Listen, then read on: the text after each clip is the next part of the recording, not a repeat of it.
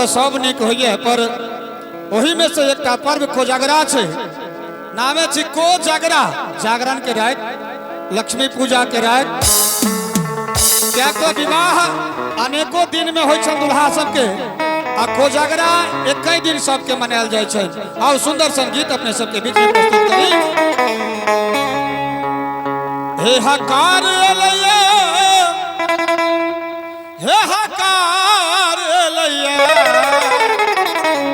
हकार लैया हे हकार लैया आई बरका भैया अंगना में भार लैया आई बरका भैया अंगना में भार लैया हकार लैया हे हकार लैया हकार लैया हे हकार लैया आई बरका भैया अंगना में भार लैया आई बरका भैया अंगना में भार लैया।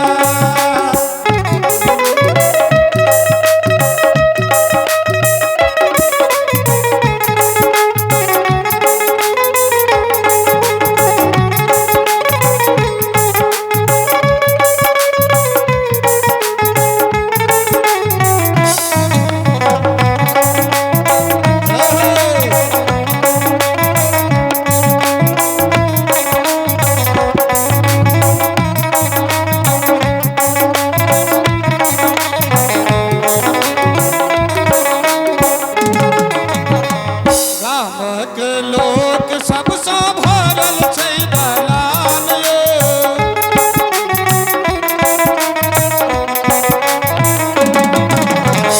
गामक लोक सबसँ भरल छै दलान यो बड़का काका बाँटै छथि चंगेरा भरि मखान यो। और ओतबे नहि हमर नौसाद भाई पूछ रहल छथिन ये चंगेरा भर मखाने के किछु आर लैया किछु आर लैया किछु आर लैया आई बरका भैया अंगना में भार लैया आई बरका भैया अंगना में भार लैया।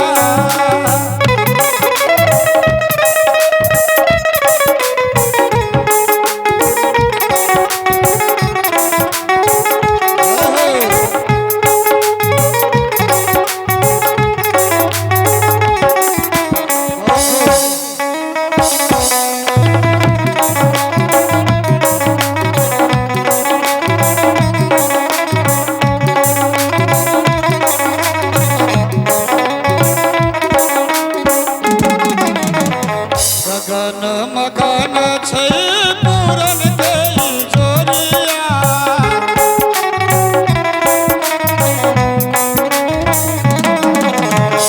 गगन मगन छै पूरन देई जोरिया होय छै चुमार दुल्हा माथा पर मौरिया लचकत केरा के घौर लैया।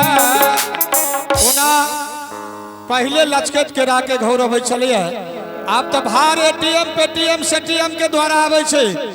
तकर बादो जे हमर मिथिलांचल के सुहावन आहे लचकत केरा के घौर लैया आई बरका भैया अंगना में भार लैया आई बरका भैया अंगना में भार लैया।